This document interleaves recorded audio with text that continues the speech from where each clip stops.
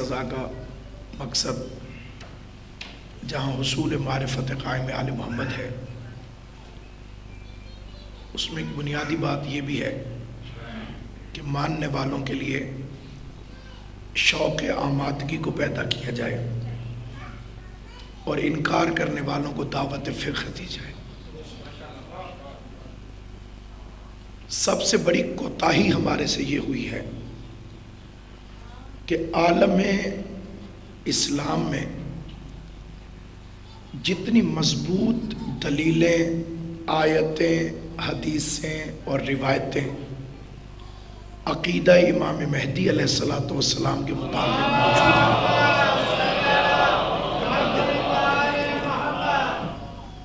اتنی اور کسی عقیدے کے متعلق موجود نہیں ہے، اور جتنا یہ حتمی عقیدہ ہے اتنا حتمی کوئی اور عقیدہ نہیں ہے۔ آئندہ ہونے والے معاملات میں قرآن اور احادیث میں جتنی پیشین گوئیاں اس معاملے کے متعلق ہیں اتنی کسی کے متعلق نہیں۔ کوتاہی یہ ہوئی ہے کہ ہم اس عقیدے کو عوام الناس تک پہنچانے میں ناکام رہے ہیں۔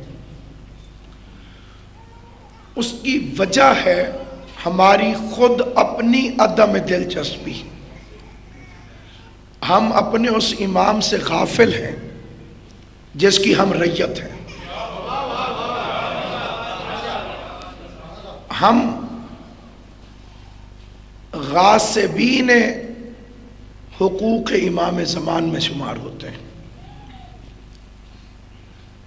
اگر دو چار کی خدا نے نصرت فرمائی ہو اور وہ محروم ہو، یہ ایک الگ بات ہے، وہ اس دائرے کے اندر نہ آتے ہوں، یہ الگ بات ہے، لیکن جب میں ہم کہوں تو اس سے مراد میں گناہگار۔ اور اس میں بنیادی وجہ یہ ہے، دیکھیے حق کے غاصبین دو طرح کے ہوتے ہیں۔ ایک تو وہ غاصب جن پر خدا نے لعنت بھیجی ہے، اور ایک وہ غاصب جو دشمنی کی وجہ سے حقوق کے غاصب نہیں ہے، غفلت کی وجہ سے حقوق کے غاصب ہے۔ یہ بالکل ویسے ہی ہے جیسے ایک تارک الصلاۃ اور ایک منکر الصلاۃ۔ تارک الصلاۃ میں بھی کچھ لوگ غفلت کی وجہ سے نماز کو چھوڑ دیتے ہیں، اہمیت سے ناواقف نہیں ہیں۔ ہم بھی حجت خدا علیہ الصلاۃ والسلام کی اہمیت سے ناواقف نہیں رہے، لیکن ہمیں یا تو حقوق کا پتہ نہیں یا ہم انہیں ادا نہیں کرنا چاہتے۔ بالکل اسی طرح سے ایک حق ہے، حق سادات، خمس۔ ایک شیعہ نہیں ہوگا جو اس کا منکر ہو، منکر ہو جائے گا تو شیعہ نہیں رہے گا۔ لیکن کتنے پرسنٹ لوگ اس حق کو ادا کرتے ہیں؟ آل محمد کا حق یہ ادا کرتے ہیں، اس کی تعداد اتنی مختصر ہے کہ باعث شرمندگی ہے۔ اسی طرح حضرت کے ظہور ہیں اور حضرت کے حقوق ہیں، رعیت کے اوپر خدا کی طرف سے وہ واجبات جنہیں امام علیہ السلام کی غیبت کے دور میں ہم پر واجب کیا گیا، اس میں سب سے پہلا اور ضروری حق ہے معرفت۔ اور معرفت وہ جو معرفت حقیقی ہے،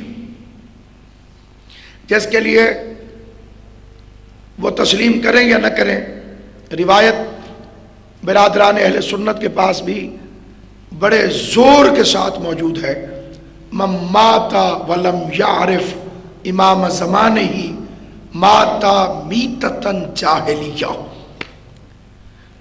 جو مر گیا اور اس نے اپنے زمانے کے امام کی معرفت حاصل نہ کی، وہ جاہلیت کی موت مرا۔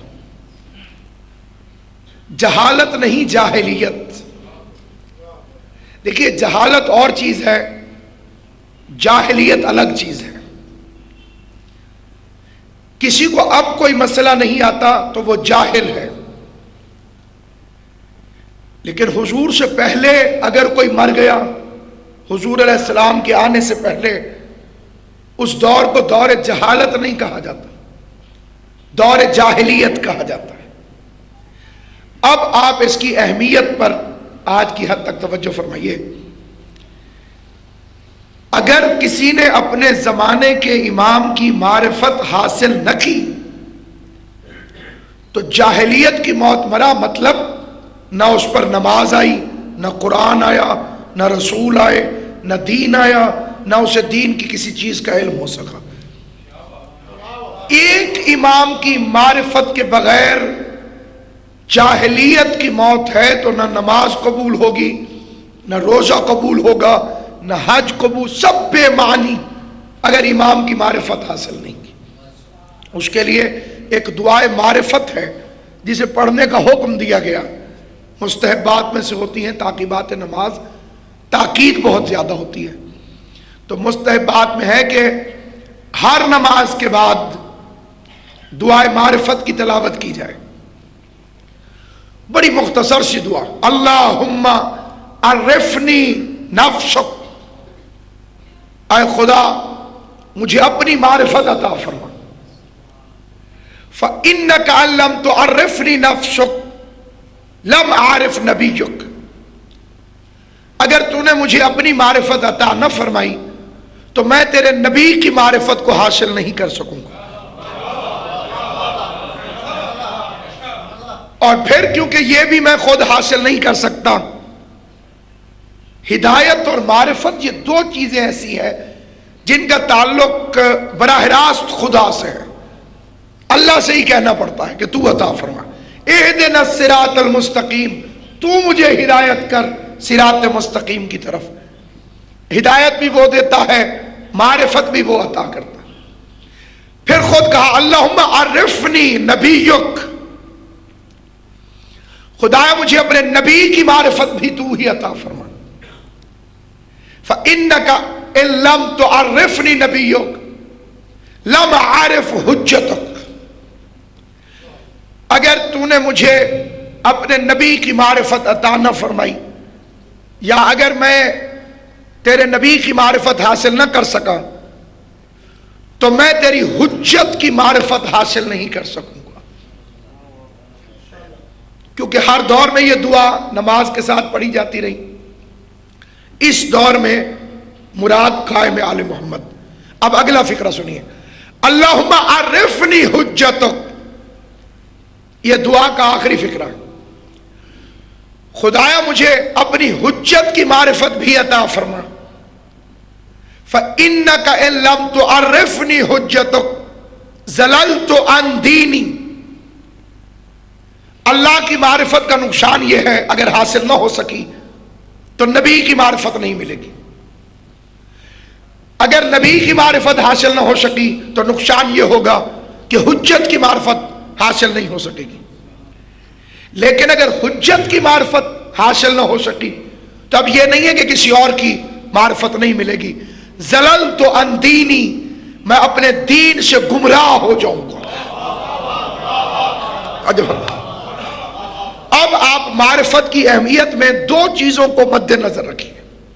پہلی بات، اگر یہ معرفت حاصل نہیں ہوئی تو اس کا نتیجہ یہ نکلے گا کہ ہم جاہلیت کی موت مریں گے، نہ کہ جہالت کی۔ اور دوسری بات کہ اگر یہ معرفت حاصل نہ ہو سکی تو ہم اپنے دین سے گمراہ ہو جائیں گے۔ یہ دو باتیں معرفت کے حصول کے لیے بنیادی طور پر ذہن میں رکھنا ضروری ہے۔ اس کی اگلی بات، معرفت کی دو قسمیں، حضرت امام جعفر صادق علیہ السلام ایک فرمان ہے، اگرچہ اردو میں ڈھلنے کے بعد بھی تھوڑا سا مشکل رہ جاتا ہے، لیکن میں کوشش کروں گا کہ میں اس کی تشریح کر سکوں۔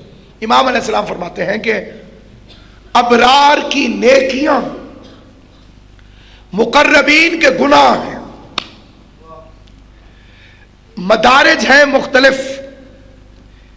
ایک چیز ہے کہ ممکن ہے کہ میں اسے نیکی سمجھتا ہوں، وہ میرے لیول پر میرے لیے نیکی ہے، لیکن جب بہت اونچا لیول آ جائے گا تو وہ بلند مرتبہ شخصیت کے لیے وہ چیز جو میرے لیے نیکی تھی معرفت کے لحاظ سے گناہ ہو جائے گا۔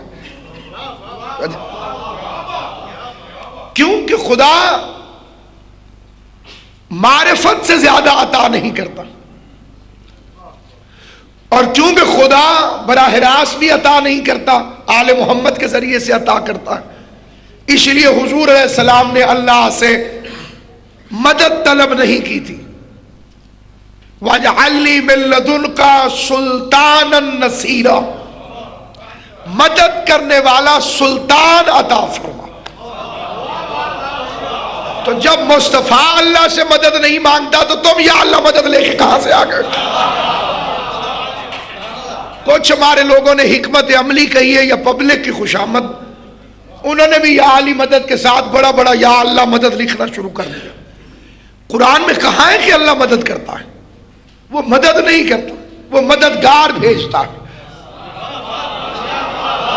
یا ایھا الذین آمنوا کونوا انصار اللہ، ایمان والو اللہ کے مددگار بن جاؤ۔ کما قال عیسی ابن مریم للحواریین من انصاری اللہ، سورہ مبارک صف۔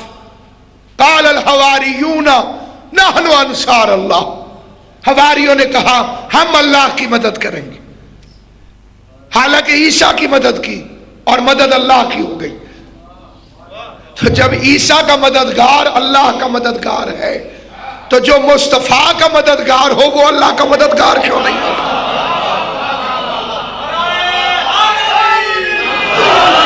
اور قبلہ اس طرح معلوم ہے کہ یا علی مدد سنت الہیہ ہے، اس لیے یا علی مدد کا منکر اللہ کا منکر ہے، اسے گویا اللہ کا انکار کیا۔ اور اصول فقہ کے مطابق بھی کائنات کا ہر مجتہد اس دلیل سے متفق ہو جائے گا کہ یا علی مدد واجب ہے، مستحب نہیں۔ ہر وہ مستحب جس کا انکار کیا جائے وہ واجب ہو جاتا ہے۔ لہذا جو لوگ اسے خالی مستحب سمجھتے ہیں ان کی اطلاع کے لیے عرض ہے کہ باقاعدہ انکار کیا جا رہا ہے، تو واجب ہے ہر موالی اور ہر حلالی پر کہ وہ سنا سنا کہ یا علی مدد کرے۔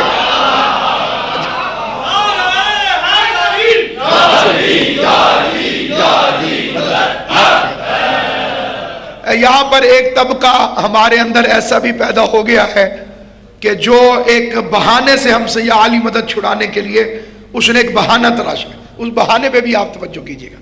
کہیں گے صاحب ہم تو امام زمان علیہ السلام کی ریت ہیں اور ہمارے امام تو امام مہدی علیہ السلام ہیں، تو ہمیں یا مہدی مدد کہنا چاہیے، اب تو یا علی مدد چھوڑ دینا چاہیے، یا ہمیں مہدی مہدی کرنا چاہیے، یا علی تو نہیں کرنا چاہیے۔ تو ان کی اطلاع کے لیے عرض ہے کہ جب امام مہدی ظہور فرمائیں گے تو وہ بھی مہدی مہدی نہیں کروائیں گے، وہ بھی یا علی یا علی یا علی، ان کا وظیفہ بھی یہی۔ تو لہذا یہ جو ایجادات کرنے والے لوگ ہیں، بالکل ہماری حالت وہی ہے کہ جب ٹیچر کلاس روم سے چلا جائے تو ہر طرف شیطانیاں شروع ہو جاتی ہیں۔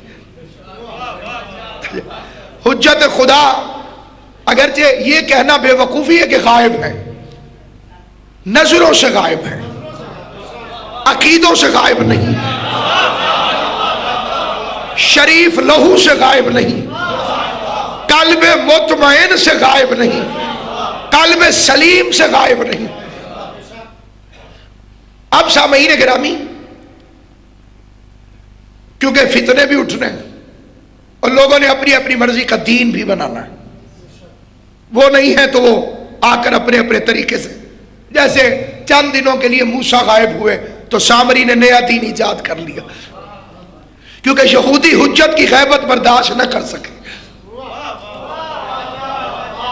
40 دن کے لیے موسیٰ غائب ہوئے اور یہودی دین سے پھر گئے، تو جو اپنے ہادی کی غیبت میں 40 دن کے اندر ہی گمراہ ہو جائیں وہ فطرتاً یہودی ہوتے ہیں، اور جو 1200 سال سے انتظار کر رہے ہو وہ شیعان حیدر کرار ہو، نہ جادہ بدلا، نہ ارادہ بدلا، نہ دروازہ بدلا، اسی دروازے پر بیٹھے ہوئے۔ اور یہ ضمانت نجات ہے۔ امام سے پوچھا گیا حضرت عیسیٰ علیہ السلام اور حضور علیہ السلام کے درمیان 571 سال کا کم از کم فاصلہ ہے. 571 سال. 571 سال میں اچھی صحت والے لوگ 10 پیڑھیاں گزرتی ہیں کم از کم. اس سے زیادہ گزرتی ہیں، میں نے منیمم بتایا.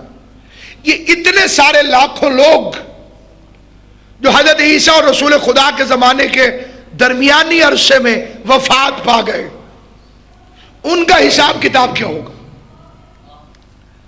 نماز، روزہ، حج، زکوٰۃ سب ہمارے لیے ہی ہے.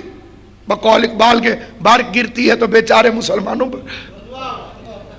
اتنے لمبے لمبے چوڑے چوڑے سوالات ہم سے ہوں گے، اور پھر بھی مولانا صاحبان کے نزدیک جنت مشکوک ہے. وہ جو 571 سال میں لوگ چلے گئے، انہیں جنت کیسے ملے گی؟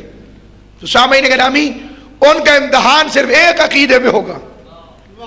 حضرت عیسیٰ جاتے جاتے ایک فکرہ کہہ کے گئے، یاتی من بعدی اسمہ احمد، میرے بعد ایک آئے گا اس کا نام احمد ہے.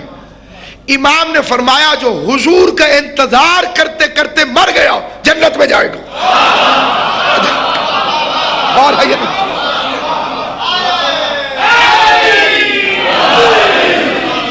جس نے خالی انتظار کیا کہ حضور تشریف لائیں گے وہ جنت میں چلا جائے گا. اب یہ ایک لفظ ہے معرفت، حجت خدا کی معرفت. اس کی دو قسمیں ہیں. ایک ہے معرفت خاصہ، یہ خواص کے لیے. ایک ہے معرفت عامہ، یہ عوام کے لیے. اور ایک ان دونوں سے اوپر کی معرفت ہے، معرفت حقیقی، کہ ان کی حقیقت کیا ہے. وہ کوئی چاہے بھی تو نہیں پا سکتا. وہ یا اللہ کے پاس ہے یا رسول کے پاس. یہ وہی معرفت ہے جس کے لیے سلمان سے پوچھا گیا تھا مسجد میں کون کون ہے.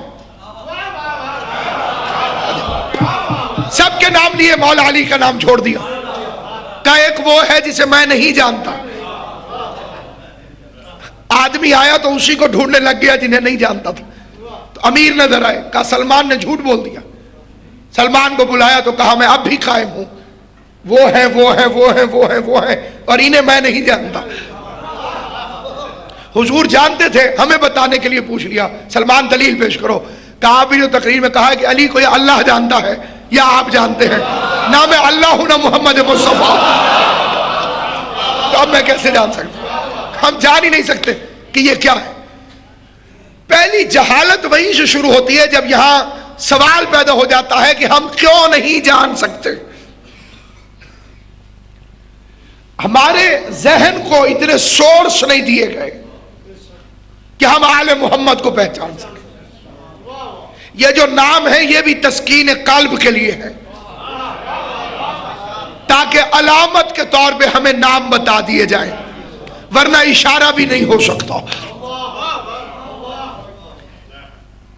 اور یہ نام اس کے رکھے ہوئے ہماری سہولت کی خاطر. جب الف نہیں تھا تب بھی اللہ تھا، اور جب میم خلق نہیں ہوا تھا تو تب بھی حضور تھے. جب عین نہیں بنا تھا تو تب بھی علی تھے.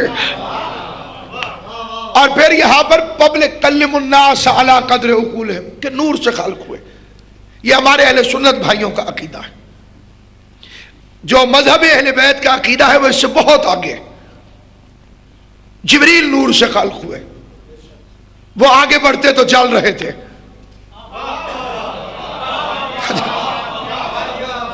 یہ نور ہے نا، جبرائیل نور ہے، اگر یہ آگے بڑھتے تو جل رہے تھے. اور حضور چمڑے کی جوتیوں سمیت چل رہے تھے، کیونکہ وہ جوتی حضور کے قدموں سے لپٹی ہوئی تھی. تو اس وقت وہ اپنی تینت میں جبریل کے نور سے افضل تھی. اور بہار الانوار میں امیر المومنین کا فرمان ہے، کہا کہ اگر اس نور پر، جسے آپ نور کہتے ہیں، میرا نام نہ لکھا جاتا تو اس میں روشنی پیدا نہ ہوتی.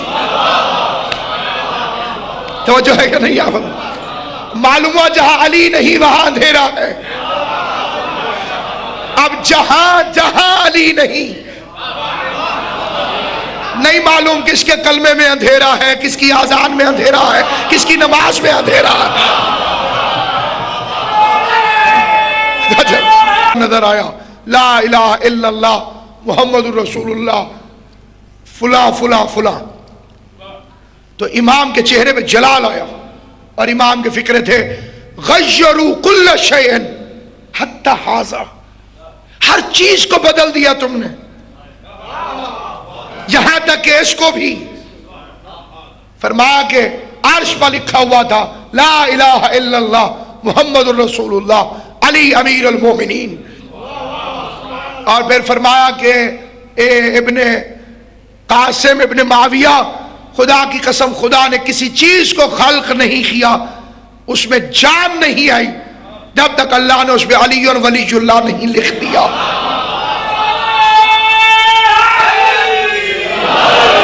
اور اب امام کے فکرے سنیے، فرمایا جو تم چاند میں کالے رنگ کا نشان دیکھتے ہو یہ میرے دادا علی کی ولایت لکھی ہوئی ہے. غور ہے یا نہیں؟ اچھا اب پبلک پریشان ہوگی یہ کیا لکھا ہوا ہے، ہمارے امام نے تو ہمیں بہت پہلے بتا دی. اب آتا ہے معرفت کا اگلا پہلو. اس میں اب ظاہر ہے کہ میں آپ حضرات سے اکثر اس اعتراف کو بیان کیا کرتا ہوں کہ میری تقریریں قطعاً پرائمری لیول کی ہوتی ہیں، اس کے اوپر کا میرا اپنا معرفت نہیں ہے، تو میں چھوٹے بچوں کے لیے پڑھتا ہوں، بڑوں سے دعا لے لیتا ہوں. سامعین گرامی، جو ہمارے پاس معرفت کا ذخیرہ ہے، ہمارے سے مراد ماننے والوں کے گھروں میں، اس کی بنیاد ہے کہ آپ 12ویں امام ہیں، زندہ ہیں، آ جائیں گے. یہ معرفت نہیں ہے.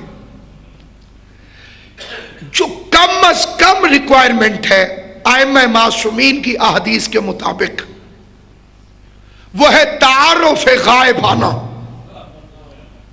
آپ کسی صاحب سے ملے، آپ نے پوچھا آپ کا نام، مثال کے طور پر وہ کہا سید تنظیم حسین نقوی، میں نے بسم اللہ بسم اللہ قبلہ. آپ کا غائبانہ تعارف تو تھا، ملاقات آج ہوئی ہے. تو کم از کم امام کا اتنا تعارف موجود ہو کہ ہم امام کو اتنا کچھ کہہ سکیں ان کے آنے کے بعد کہ مولا آپ کا غائبانہ تعارف تو تھا.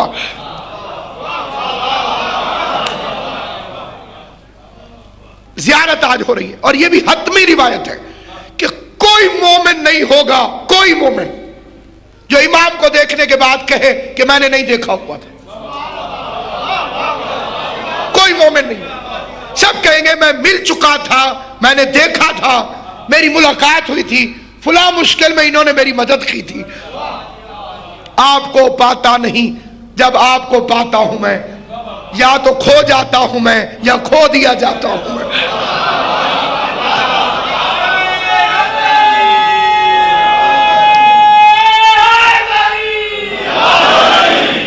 آج سے 20 سال پہلے جب ٹیلی ویژن آپ کو یاد ہوگا بس اتنا ہی چلتا تھا کہ پہلے ایک ٹون آتی رہتی تھی، انتظار فرمائیے لکھا ہوا ہوتا تھا، تھوڑی دیر کے لیے آیا اور پھر رات کو 12 بجے قومی ترانہ لگا خدا حافظ.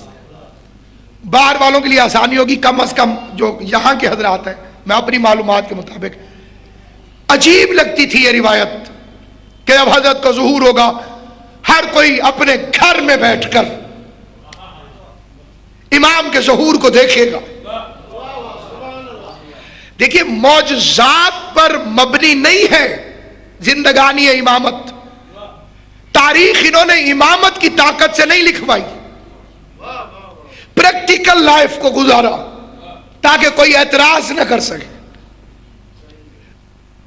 اس لیے وہ بشری روپ جس پر گفتگو آئندہ تقاریر میں آپ کی خدمت میں آئے گی کہ اس کالے میں ڈھال کے کیوں بھیجا گیا.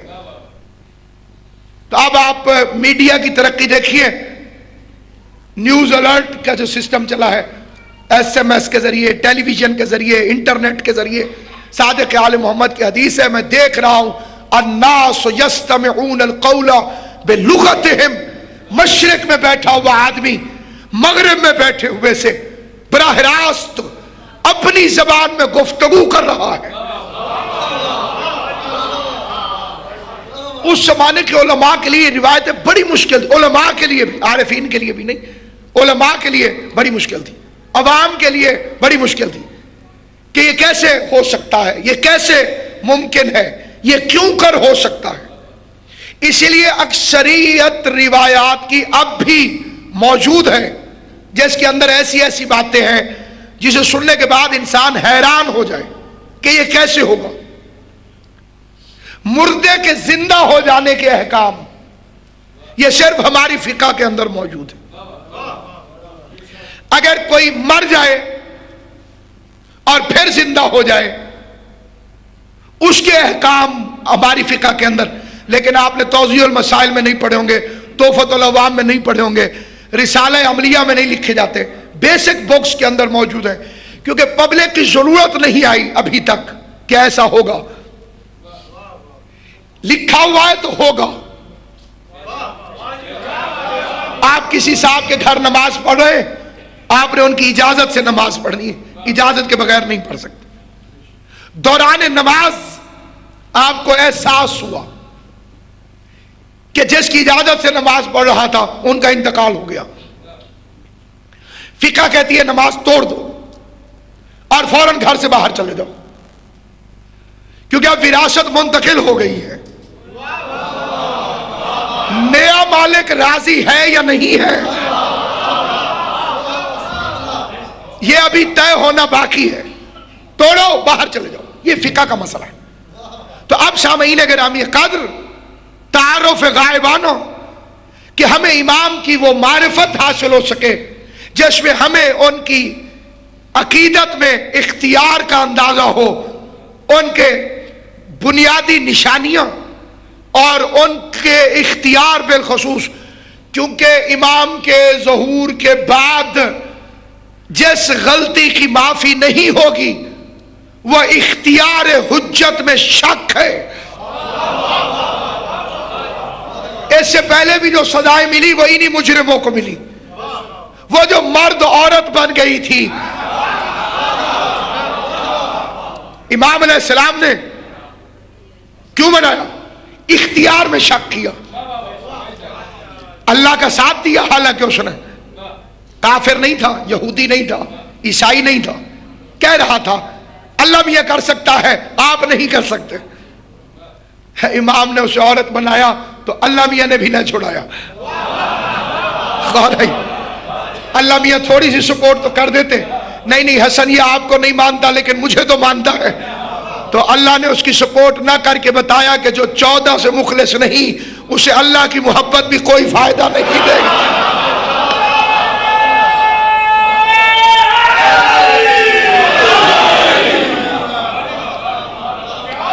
مجھے اپنے بچپن میں یاد ہے، میں لاہور میں جب پہلی دفعہ آیا تھا 6 جولائی 1986 کو یہاں کانفرنس کے اندر، تو داتا صاحب کو بھی دیکھنے کا شوق، مینار پاکستان بھی دیکھنے کا شوق، داتا صاحب کی طرف نکل گیا۔ بھوک لگی ہوئی تھی، اس سامنے دیگیں تیار تھی، تو میں نے کہا داتا ہیں تو بانٹتے ہوں گے، میں نے یوں ہاتھ کر دیا، میں نے کہا مجھے بھی دو۔ اس نے کہا ٹھہرو، ابھی کوئی آئے گا وہ خریدے گا۔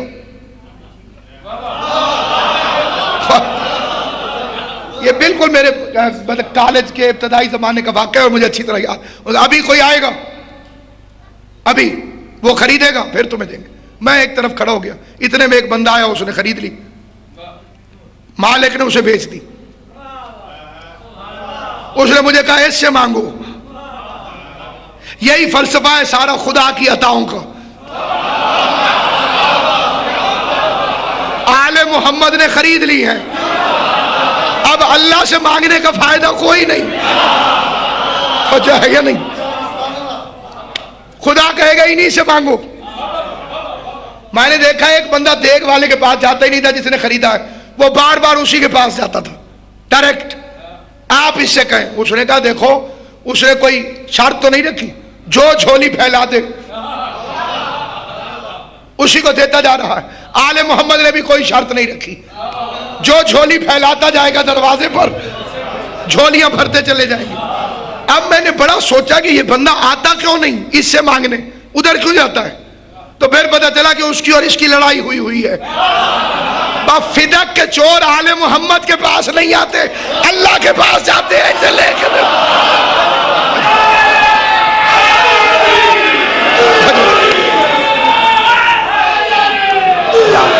علی بھائی کیونکہ یہ ڈیفالٹر ہے اس لیے اللہ ہی اللہ، ادھر نہیں آتے۔ اور وہ معرفت اس کے اندر سب سے پہلا تعارف، خدا کی قسم اس سے کامل تعارف نہیں ہو سکتا، حجت خدا کا ایک ایک فقرہ قلم نور سے عرش کے ماتھے پہ لکھنے کے قابل ہے۔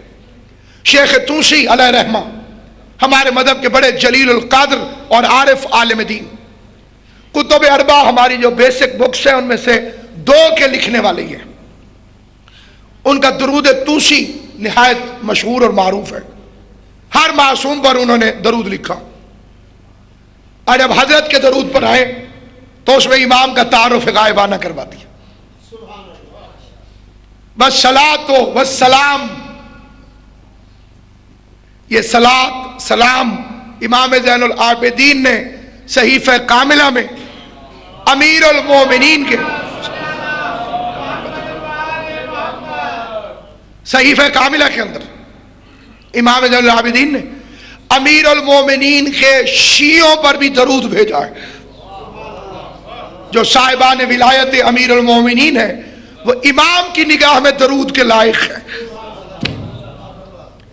اور یہاں درود بھیجا جا رہا ہے اللہم صلی وسلم علی صاحب الدعوت النبویہ، اے خدا اس پر درود بھیج قائم آل محمد پر، کون؟ جس کی دعوت حضور جیسی دعوت ہے۔ یہ ابھی 21 مارچ گزرا ہے، آپ نے عید نوروز منائی ہے جو دراصل عید ولایت علی ہے۔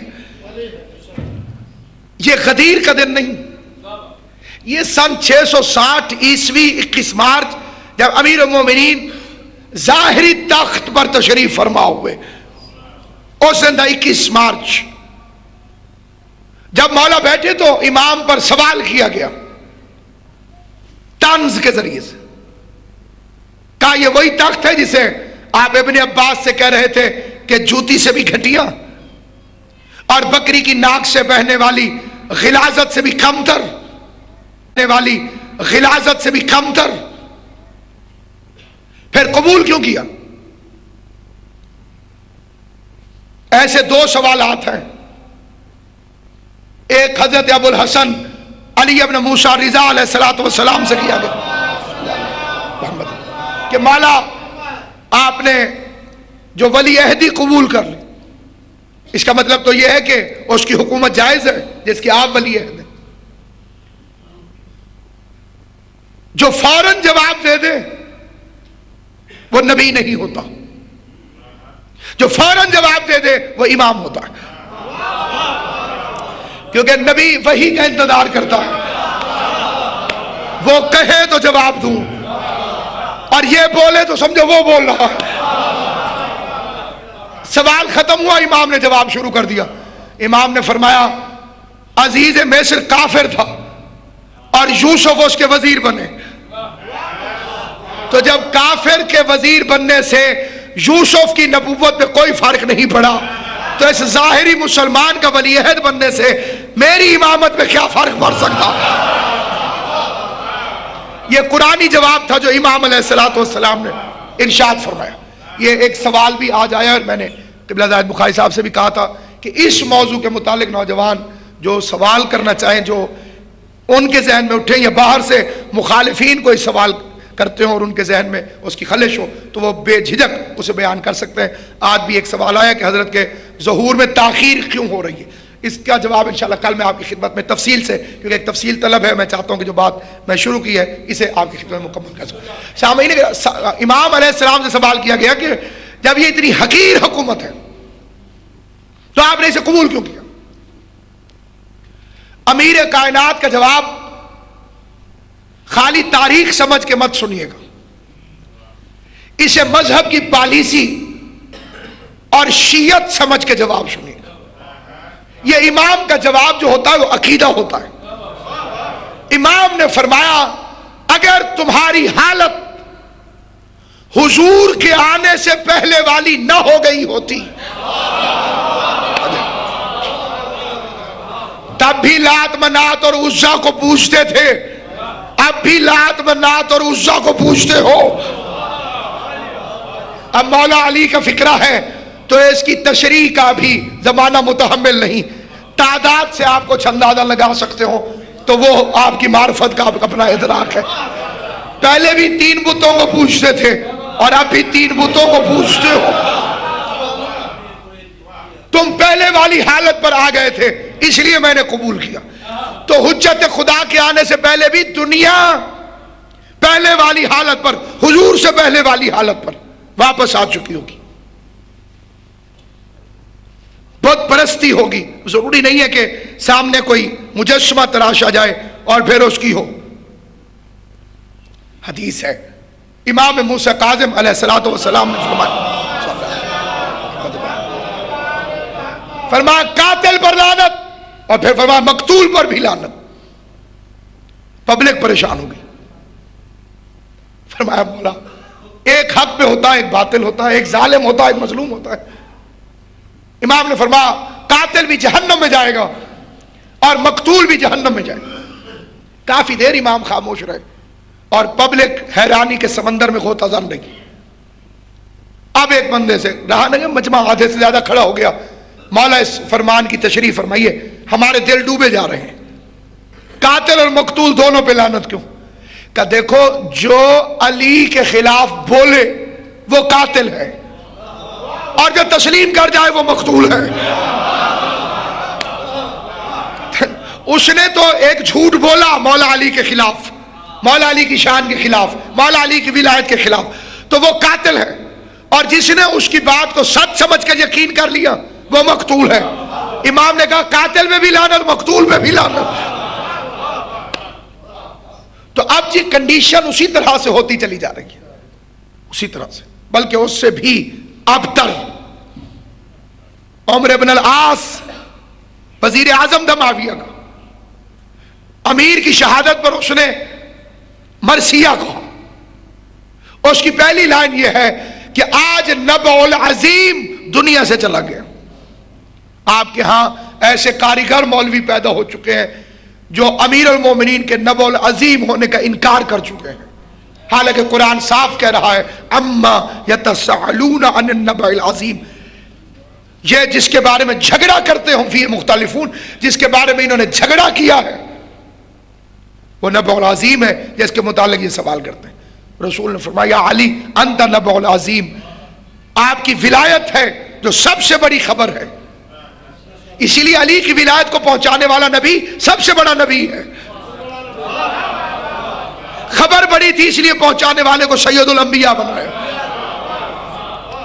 اور حضور آخری نبی اس لیے ہے کہ علی ولی اللہ آسمانوں میں آخری خبر ہے، اور اس کا جو ٹوٹل امپلیمنٹ ہوگا وہ امام زمان کے ہاتھوں سے ہوگا۔ اس لیے مولوی امام کے آنے کے بعد ہاتھ جوڑ کے کھڑے ہو جائیں گے، یا ابن زہرا آپ جائیے، ہم موجود ہیں، اور امام تلوار چلائیں گے، کئی سروں کو امامے نہ دے سکیں گے پناہ، جو ذوالفقار علی بے نیام ہو جائے۔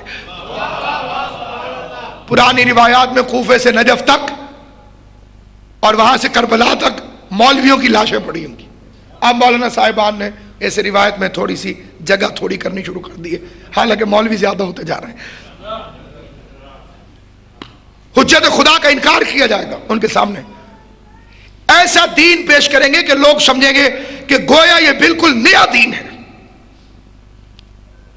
اس کی تشریح خطرناک ہے، لیکن فکرہ ہیڈ لائنز کے طور پہ ذہنوں میں محفوظ کر لیجئے۔ صاحب الدعوت النبویہ امام علیہ السلام جب دین پیش کریں گے تو مسلمانوں کو بالکل نیا محسوس ہوگا، بالکل نیا، یعنی پچھلا دین اتنا چھپ چکا ہوگا، امام جب ظاہر کریں گے تو وہ نیا دین عجیب لگے گا، اور پرانا دین جو امام علیہ السلام حضور والا بیان فرمائیں گے، ائمہ معصومین والا بیان فرمائیں گے، تو پبلک کو حیرت محسوس ہوگی کہ امام کیا فرما رہے ہیں۔ صاحب الدعوت النبویہ وصولۃ الحیدریہ والعصمت الفاطمیہ، کیا شان ہے میرے امام کی، فاطمہ زہرا کی عصمت کے مالک صلی اللہ علیہ وسلم۔ حضرت موسیٰ بھی معصوم ہیں لیکن فرعون چھوتا رہا. کبھی کبھی آسیہ سے لے کے کھلا لیتا ہوگا, گھر میں جو پلتے رہے, ہے معصوم لیکن فرعون چھوتا رہا. عیسیٰ کو خدا نے بلایا تو فرمایا میں تجھے لوگوں کی نجاست سے دور لے کر جا رہا ہوں. بہرحال پبلک کے اندر تھے. حضور کو, مولا علی کو یہودی بھی ہاتھ ملا لیتے تھے, عیسائی بھی ہاتھ ملا لیتے, لیکن کیا کہنے عصمت فاطمہ الزہرا کے, غیر معصوم نہ دیکھ سکا نہ چھو سکا. اور یہ اگر آئی صفت تو دو اماموں میں, دو معصوموں میں آئی, خواتین میں فاطمہ الزہرا اور مردوں میں قائم آل محمد. کوئی چھو بھی نہ سکے گا کافر اور مشرک, اور مشرک اور کافر کھانے کو بھی نہیں چھو سکیں گے.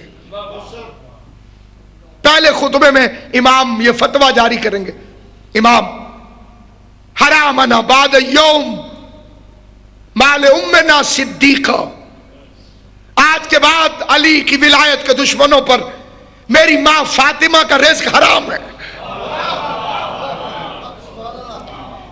یہ جو قتل شروع ہوگا یہ بعد میں شروع ہوگا, بعد میں اللہ خود آواز دے گا, امام سے گفتگو کرے گا بغیر جبرائیل کے واسطے سے.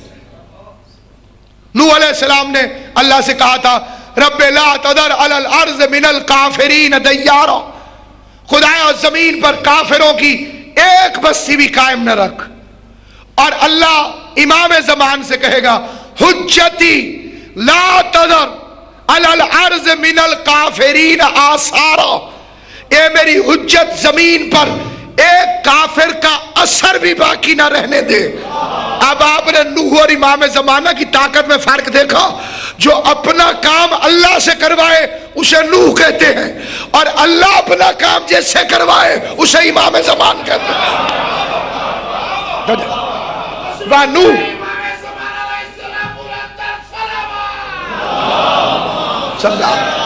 محمد محمد.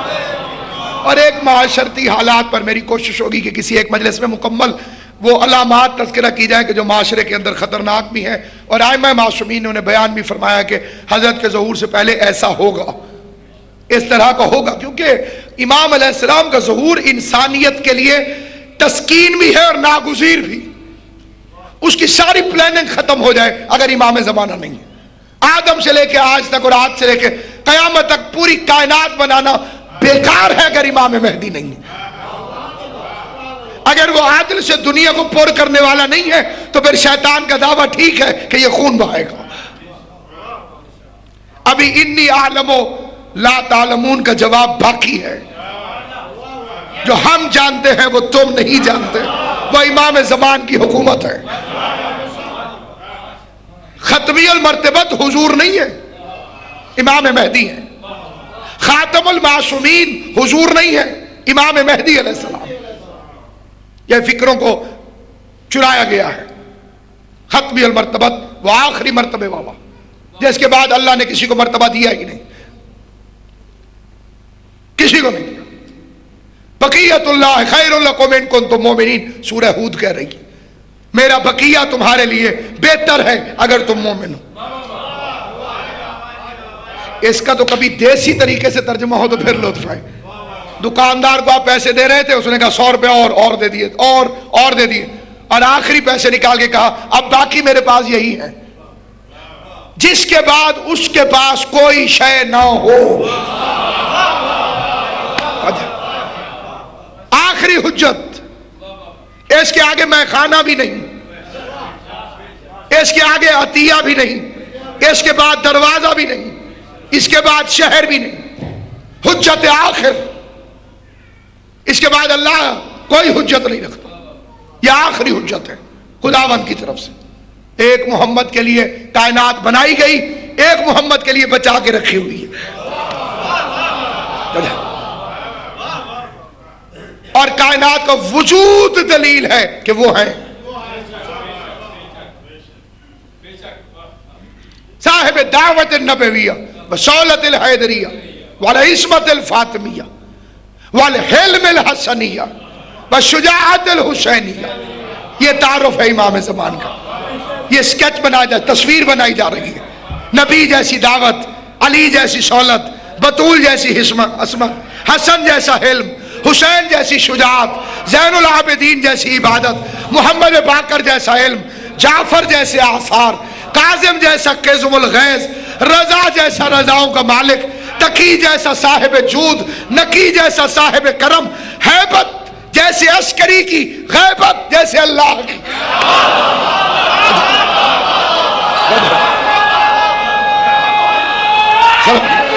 جعفر بالخصوص سادات عظام تشریف فرمائے، ان کی دعا کا میں ملتجی ہوں اس مقام۔ والہیبت العسکریہ والغیبت الالہیہ، یہ تو نجف سے پڑھ کے مولوی آتا اور کہتا ہے میرے جیسے، یہ نجف کے اندر سے بھی نکل کر آئے جسے اللہ کہے کہ میرے جیسا۔ کوئی مولوی اس جیسا کیسے ہو سکتا؟ غیبت الالہیہ، ہیبت ایسی ہے جیسے امام حسن عسکری کی، غیبت ویسے ہے جیسے اللہ کی، کیونکہ خدا کی ہر صفت مظہر مانگتی ہے۔ خدا آپ کو سلامت ہو، ہر صفت مظہر مانگتی ہے۔ کریم ہے کیسے پتا چلے؟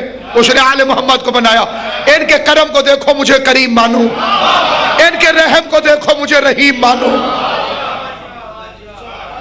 تب کیسے پتا چلے کہ وہ غائب کیسا ہے؟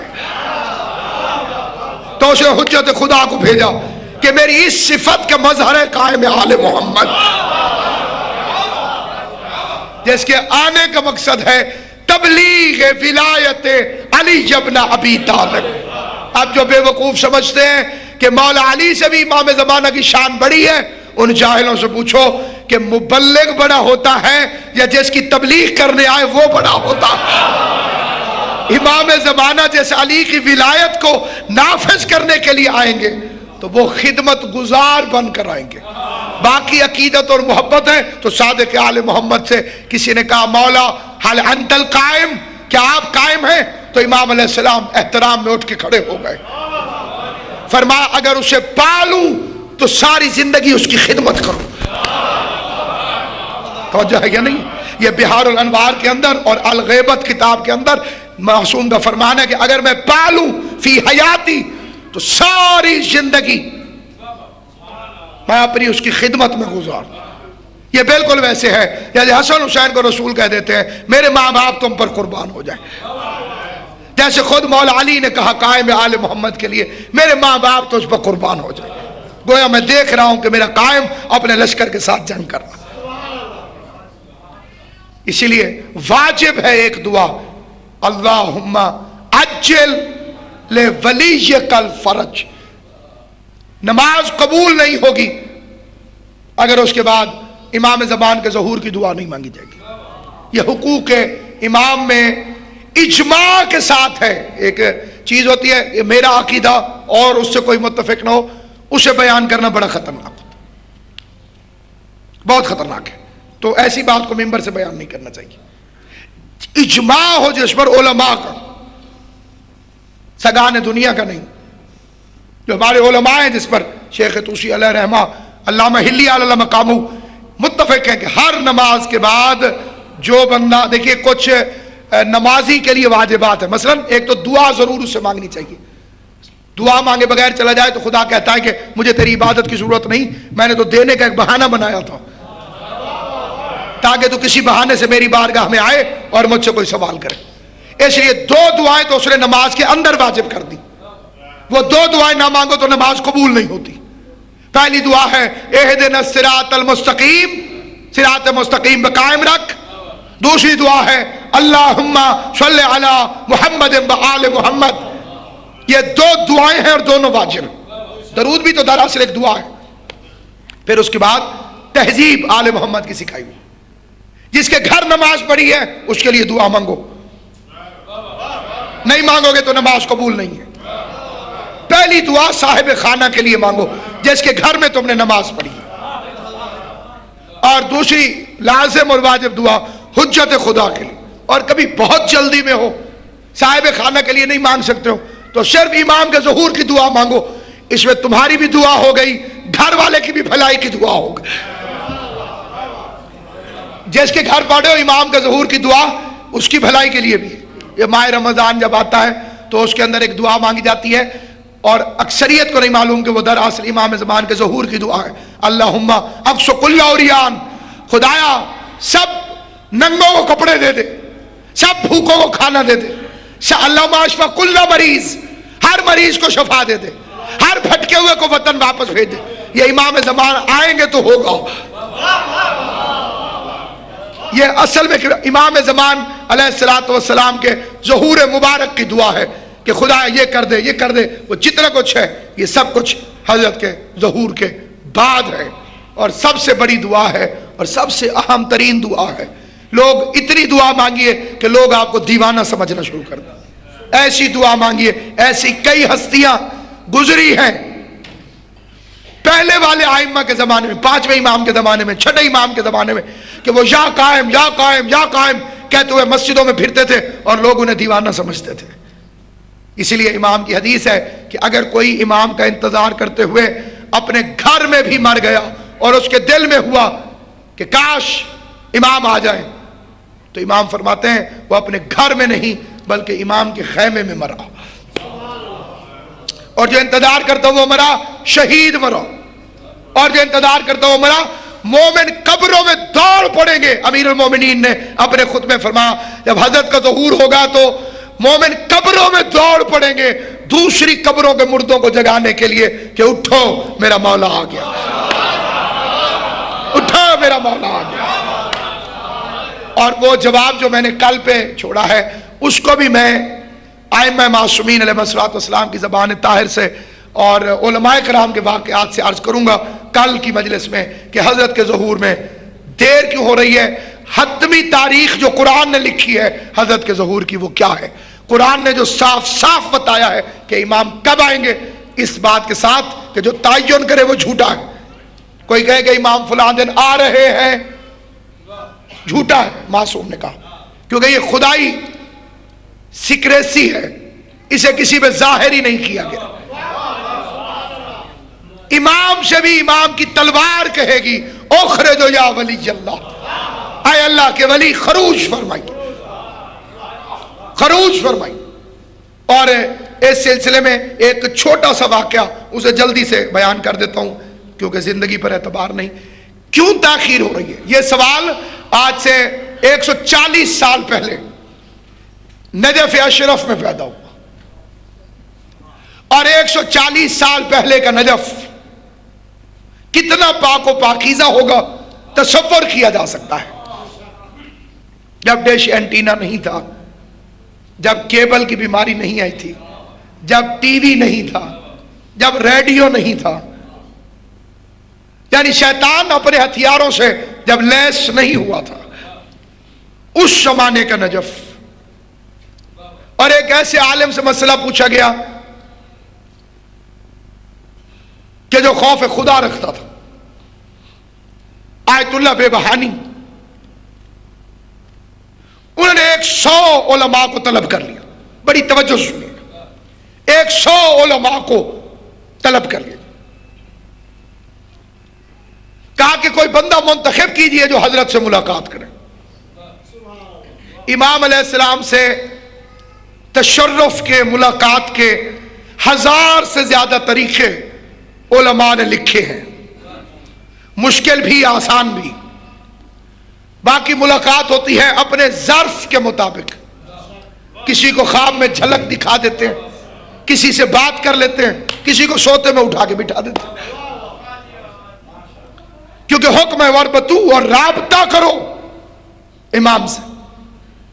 ایک عالم دین سے ایک شخص نے آگے کہا تھا کہ میں نے بڑی کوشش کی ہے، بڑی ٹرائیاں ماری ہیں، مجھے زیارت نہیں ہو رہی. یہ بھی کر لیا، وہ بھی کر لیا، یہ بھی کر لیا، وہ بھی نہیں ہو رہی.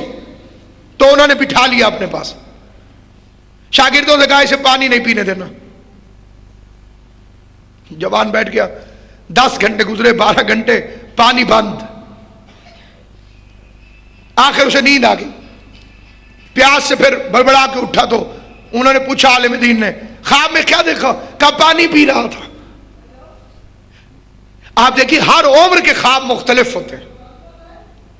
اڑ جانے والا خواب بچپن میں ہی کیوں نظر آتا ہے؟ جن پریاں جنات کوئی میرے پیچھے آ رہا تھا، میں اڑ گیا اوپر. کیوں ایسا کیوں ہوتا ہے؟ اس لیے کہ آپ کے ذہن اور تصورات میں یہی چیزیں ہوتی ہیں، اڑنا، ٹیلی ویژن دیکھنا، کارٹون دیکھنا، تو جو وہاں ہو رہا ہوتا ہے وہ ذہن کے اندر نقش ہو رہا ہوتا ہے. کئی دفعہ میں نے، آپ نے بھی یہ خواب دیکھا ہوگا، پانی پی رہا ہوں. یہ 11 مہینے خواب نہیں آتا، یہ روزوں میں ہی آتا ہے. غلطی سے پانی پی لیا تو جو ہے نہیں. اب تو 15-20 گھنٹے بٹھانے کے بعد عالم دین نے اس کے سونے سے اٹھنے کے بعد پوچھا کیا دیکھا؟ کہا پانی. کہا کیونکہ تمہیں پانی سے سچی محبت ہو گئی تھی، اس لیے وہ تجھے خواب میں نظر آ رہا تھا. امام سے پانی جتنی محبت کر لے، سوئے گا تو امام نظر آئیں گے، اٹھے گا تو امام نظر آئیں گے. ایک صلوات پڑھ لیجیے محمد و آل محمد صلی اللہ علیہ محمد بار دیگر بآواز بلند صلوات پڑھ لے محمد و انشاءاللہ. کل ٹھیک 8:30 بجے میں آپ کی خدمت میں ممبر پر حاضر ہو جاؤں گا. آج تھوڑی سی تاخیر ہو گئی، اس کی معذرت چاہتا ہوں اور یہ بات مکمل کرتا ہوں بڑی جلدی. 100 آدمیوں کا اجتماع بلا لیا گیا کہ امام کے آنے میں تاخیر کیوں ہو رہی. بالکل وہی سوال جو نوجوان نے ابھی کیا، ان سے سوال کیا گیا. ان 100 آدمیوں نے آپس میں سے متقی چنا. آج کل تو چننا بہت مشکل ہے. 100 آدمیوں میں سے 99 کسی پر متفق نہیں ہوتے. ہر کوئی کہتا ہے میں. 99 آدمی ایک آدمی کے تقوی پر متفق ہو گئے. 99 آدمی. 140 سال پہلے کا نجف، اس میں پرہیزگار علماء کا اجتماع اور ساروں کا ایک پر متفق ہو جانا کہ یہ ہم سے سینئر ہے، زیادہ متقی ہے، زیادہ پرہیزگار.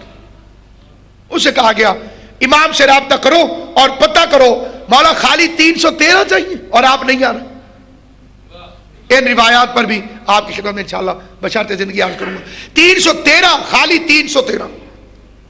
اس پر ہمارے کئی حضرات جب غصے میں آتے ہیں تو وہ کہتے ہیں ایک ایک مجلس میں 10-10 ہزار آدمی ہوتے ہیں، 313 اکٹھے نہیں ہو رہے. بولے 313 ابھی کیوں نہیں آ رہے؟ بولو. انہوں نے 3 دن روزے رکھے، سورہ مزمل کا عمل کیا. یہ وہی عمل ہے کہ جو ملاقات با امام زمان نامی کتاب کے اندر آغا حسن ابتہی نے تحریر فرما دیا. انہوں نے وہ عمل کیا. 3 دن جاگنا تھا، مسلسل دن رات. اور وہ عابد شب زندہ دار مشہور تھا کہ ایک ایک مہینہ ہی نہیں سوتے، عبادت کرتے رہتے ہیں. غذا مختصر، ہر وقت وضو، غسل، پاکیزگی، طیبی، طہارت. کبھی نہ سونے والا 3 دن کے چلے میں تیسرے دن سو گیا.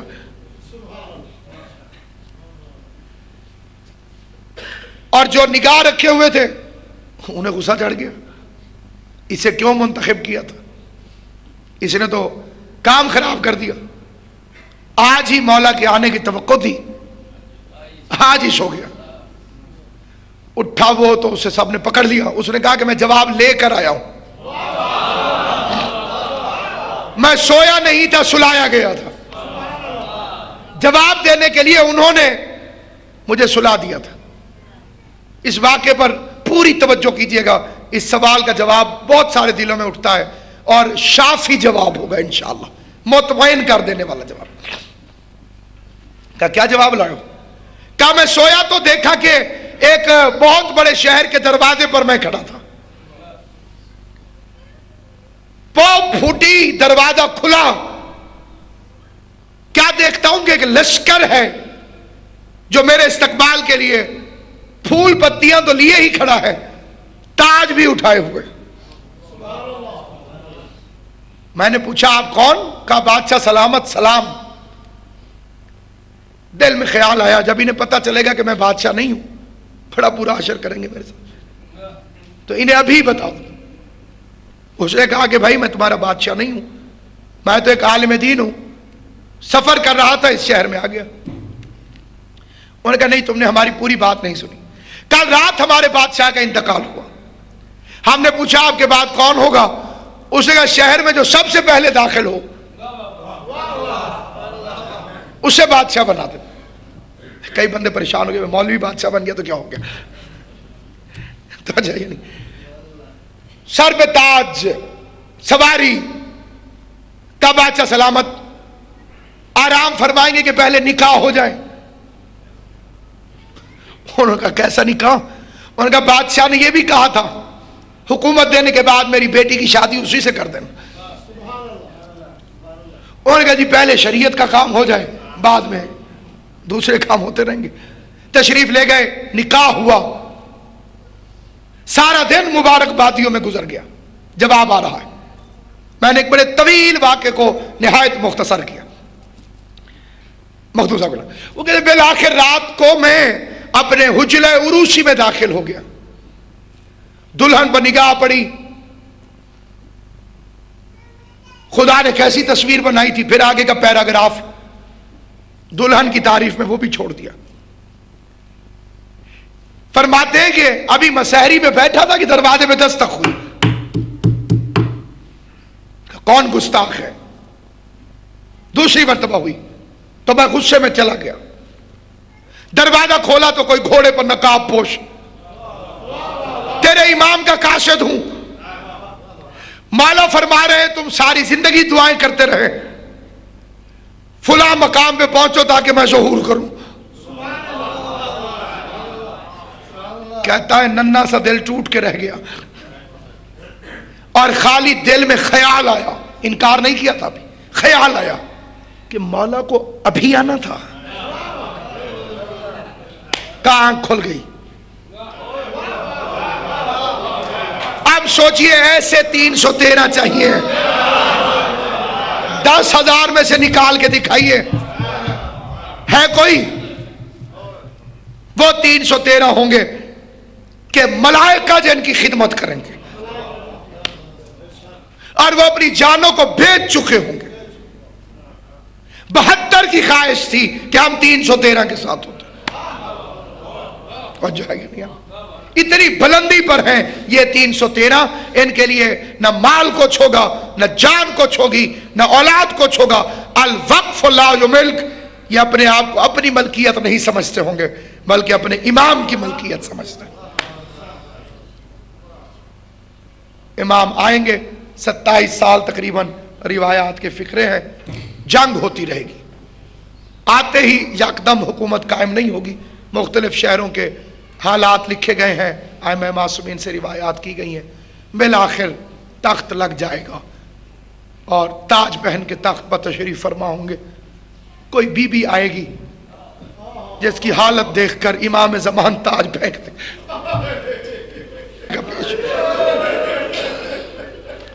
اور علماء لکھتے ہیں ایک درد بھری چیخ دروازے سے آئے گی جس میں کہا جائے گا مہدی میں دنیا کی عدالتوں سے خالی لوٹائی گئی۔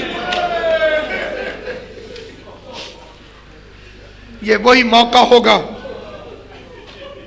جب میرا مولا مدینے آئے گا، فاطمہ زہرا کے غاصبوں کو قبروں سے نکالے گا، امام زمان انہیں سولی پر لٹکائیں گے، اور جب وہ سولی پہ لٹکے ہوئے ہوں گے اس وقت فاطمہ ایک گٹھڑی اٹھائیں گی اور وہ گٹھڑی مہدی کو بلا کے دکھائیں گی۔ نہیں معلوم اس وقت کیا عالم ہوگا امام زمان کا، جو خون کے آنسو پردے میں بیٹھ کے رو رہے ہیں۔ جب وہ سامنے گٹھڑی آئے گی تو امام زمانہ اسے کھولیں گے تو اس کے اندر دروازے کی جلی ہوئی لکڑیاں موجود ہوں گی، رو کے کہیں گی مہدی یہ میرے دروازے کی جلی ہوئی لکڑیاں ہیں۔ اگلا فقرہ سادات سے دلی معذرت چاہ کے پھر روایت کا پڑھنا چاہتا ہوں۔ امام زمان لکڑیوں کو دیکھیں گے تو بے پناہ ماتم شروع کر دیں گے۔ بی بی اپنے بچے کے دونوں ہاتھوں کو تھامیں گی اور پھر کہیں گی مہدی ان لکڑیوں کو سونگ کے دیکھ، ان میں سے میرے محسن کے خون کی خوشبو آ رہی۔ میں دروازے میں کھڑی ہو کے تڑپتی رہی اور یہ ظالم میرے دروازے کو دھکے دیتے ہوئے میرے گھر کے اندر۔ پہلا انصاف، حجت خدا، پہلا مقدمہ سیدۃ النساء العالمین کا سماعت۔